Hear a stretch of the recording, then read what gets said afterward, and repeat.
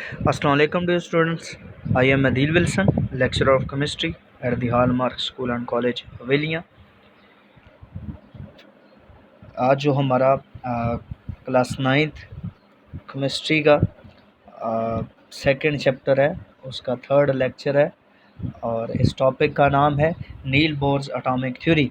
तो जो हमने प्रीवियस लेक्चर में हमने रदरफोर्ड एटॉमिक मॉडल के बारे में स्टडी किया था।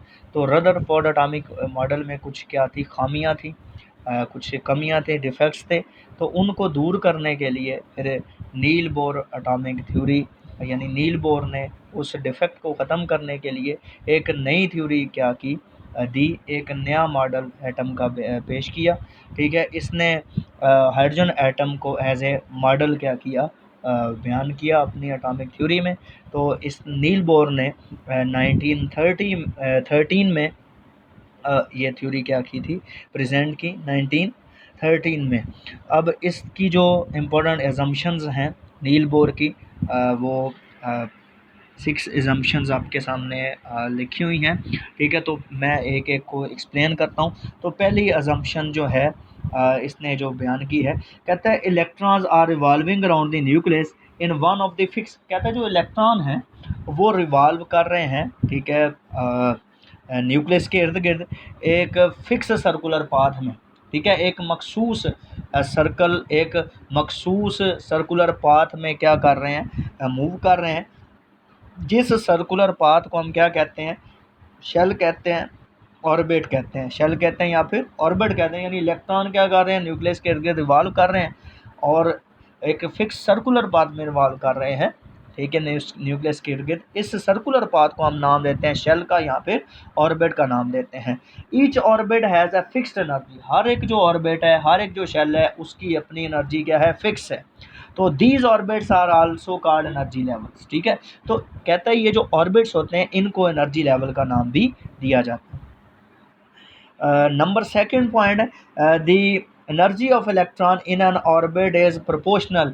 कहता है जो एनर्जी होती है इलेक्ट्रॉन की किसी भी ऑर्बिट के अंदर जो इलेक्ट्रॉन होता है, यानी किसी भी ऑर्बिट के अंदर जो इलेक्ट्रॉन होता है उसकी जो एनर्जी होती है वो किसके प्रोपोर्शनल होती है, to its distance from the nucleus. To its distance from the nucleus. कहता है कि जितना ज़्यादा इलेक्ट्रॉन जो है वो न्यूक्लियस से दूर होगा, ठीक है, जितना ज़्यादा इलेक्ट्रॉन से दूर होगा उतनी ही एनर्जी उसकी ज़्यादा होगी, और जितना ज़्यादा इलेक्ट्रॉन जो है वो न्यूक्लियस के नज़दीक होगा उतनी उसकी एनर्जी क्या होगी, कम होगी। ठीक है, तो जो एनर्जी होती है इलेक्ट्रॉन की, ठीक है, जो इलेक्ट्रॉन जो ऑर्बिट में रिवॉल्व कर रहा होता है, ठीक है, तो एनर्जी किस पे डिपेंड करती है, डिस्टेंस फ्रॉम द न्यूक्लियस। यानी फासला कितना है न्यूक्लियस का और इलेक्ट्रॉन का। ठीक है, जितना ज़्यादा फासला होगा उतना ज़्यादा क्या होगा, एनर्जी ज़्यादा होगी इलेक्ट्रॉन को। जितना कम फासला होगा, जितना नज़दीक होगा इलेक्ट्रॉन न्यूक्लियस के, उसकी एनर्जी क्या होगी, कम होगी।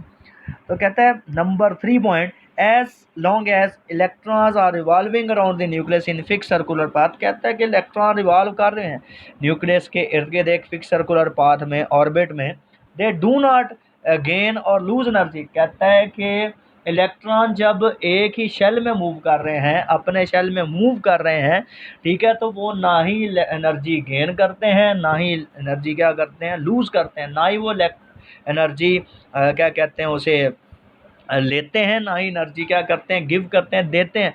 ठीक है, यानी अगर एक ही सर्कुलर पाथ में, एक ही शेल में, एक ही ऑर्बिट में अगर वो मुसलसल रिवॉल्व कर रहे हैं तो वो ना गेन करते हैं ना लूज़ करते हैं एनर्जी। तो वो जो एक पॉइंट था इसका रदरफोर्ड का, तो वो यहाँ पे देखें हमें नज़र आ रहा है क्लैरिफाई होते हुए। ठीक है, वो हमें नज़र आ रहा है, उसको इसने क्या किया था, सही किया उस नुक्ते को।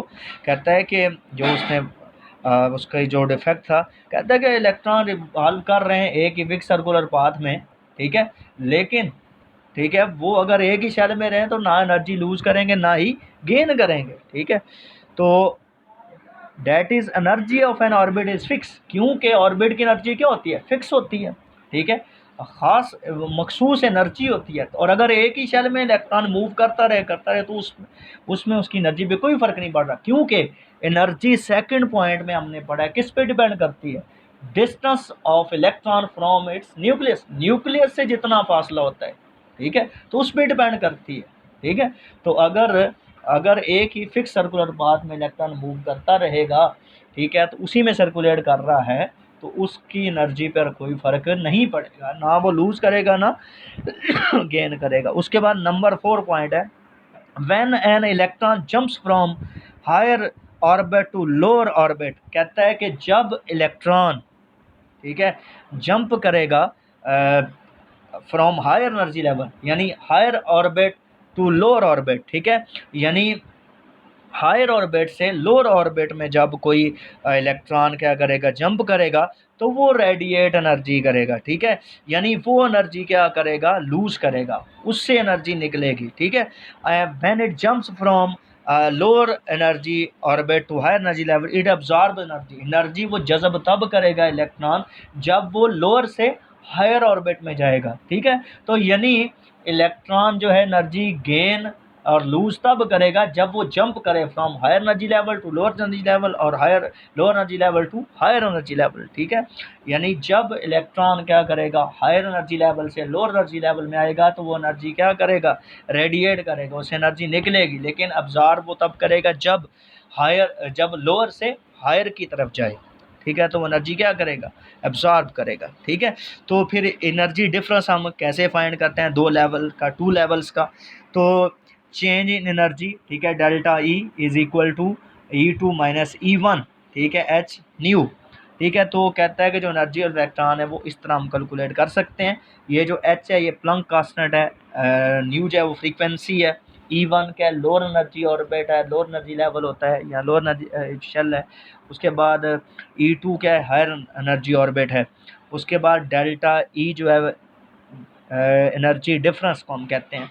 अच्छा, ये हमारे पास 4 पॉइंट। उसके बाद 5 है, electron can reside in any one of the orbit, कहता है इलेक्ट्रॉन किसी भी ऑर्बिट में रिजाइड कर सकता है and can not stay in between them, कहता है इलेक्ट्रॉन किसी भी शेल में रिवॉल्व कर सकता है, किसी भी शेल में रिजाइड कर सकता है, लेकिन वो दो शेल्स के दरमियान नहीं रह सकता, ठीक है, उनके दरमियान स्टे नहीं कर सकता, किसी में भी रिजाइड कर सकता है, किसी में भी घूम सकता है, वो किसी शेल में भी, किसी ऑर्बिट में, किसी एनर्जी लेवल में इलेक्ट्रॉन रिजाइड कर सकता है, लेकिन उनके शेल्स के ऑर्बिट्स के एनर्जी लेवल के दरमियान वो नहीं रह सकता।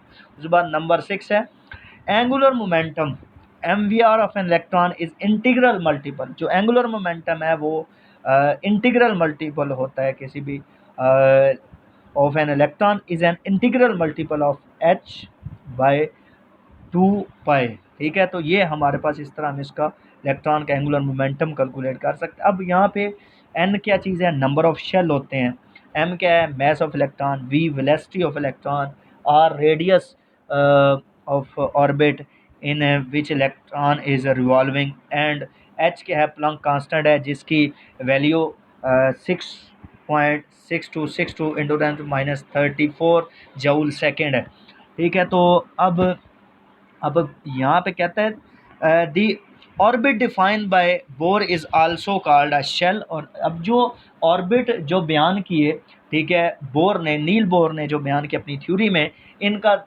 ऑर्बिट भी कहते हैं, इन्हें शेल भी कहते हैं, एनर्जी लेवल भी कहते हैं।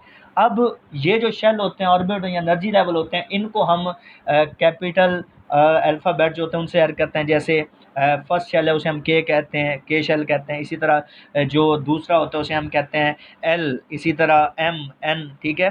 तो ये अप टू सो ऑन, ठीक है। तो ये इस तरह हम इन्हें क्या करते हैं, रिप्रेजेंट करते हैं। द इलेक्ट्रॉन्स इन के शेल, अब के शेल में जो इलेक्ट्रॉन होंगे वो n इज इक्वल टू 1, ठीक है, हैव लीस्ट एनर्जी, इसकी एनर्जी कम है क्योंकि वो न्यूक्लियस के करीब है, and it is nearest to, क्योंकि ये क्या है जी, नियरेस्ट, करीब है उसे न्यूक्लियस से, डिस्टेंस कम है, तो जो के शेल में इलेक्ट्रॉन होगा उसकी एनर्जी कम होगी। इसी तरह एल शेल है, ठीक है, is the next shell higher energy than K shell, ठीक है, एंड सो ऑन।